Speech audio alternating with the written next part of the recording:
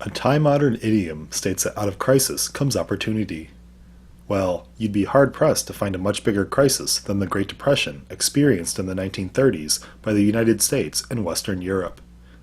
As most of the world fell on hard economic times, some Western economists viewed it as an opportunity to attempt far-reaching fiscal and social programs in an attempt to get the world's economy back on its feet, while others preferred isolating their countries in an attempt to stop the pain.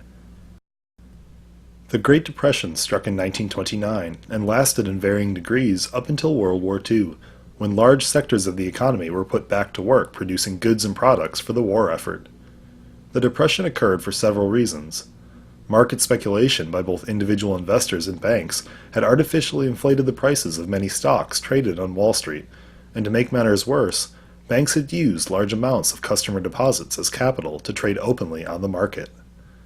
This made the life savings of the growing middle class susceptible to the volatility of the market.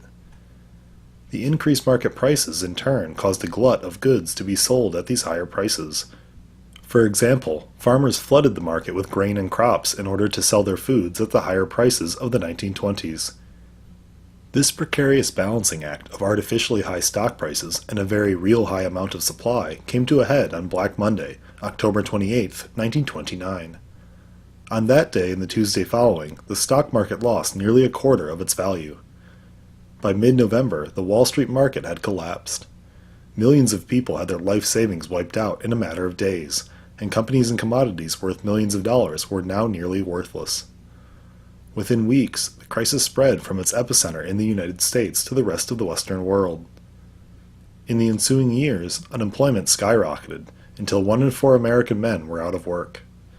Shantytowns, nicknamed Hoovervilles after sitting President Herbert Hoover, sprung up along rivers, occupied by families who could no longer afford to pay their bills. Some took to the road, migrating from town to town looking for work. The Great Depression was truly an economic catastrophe, the likes of which we have not seen again. The burden of deciding how to care for those affected by the swift and immense economic downturn fell largely to the Western governments.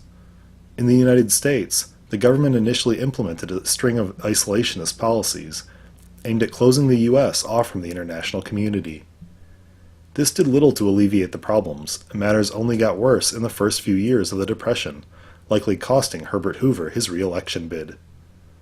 When Hoover's opponent, Franklin Delano Roosevelt, took office in January 1933, he immediately focused his attention on the U.S. economy, taking the United States off the gold standard, which meant that all U.S. dollars had to be tied to a certain amount of gold, in order to allow more currency into circulation.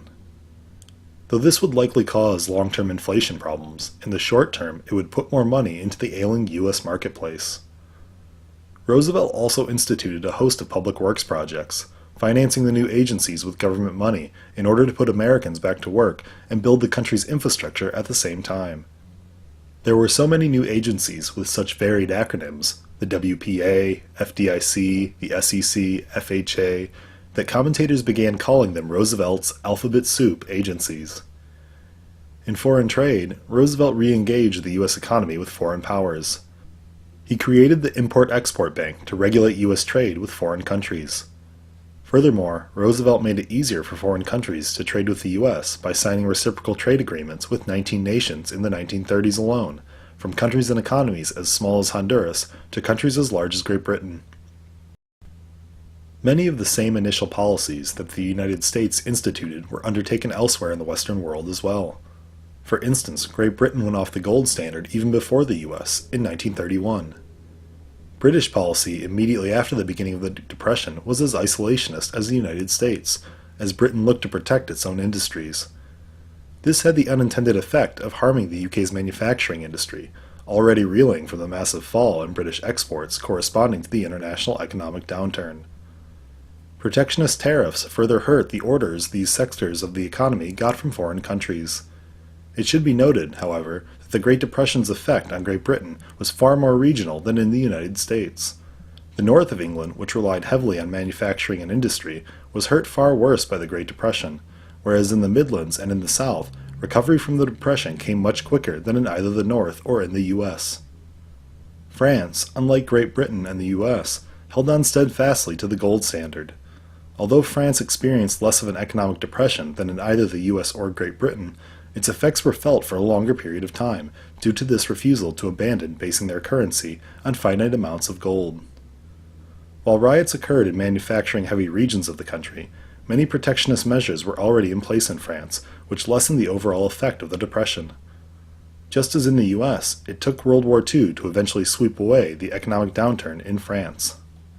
The Great Depression was arguably the world's most devastating economic downturn.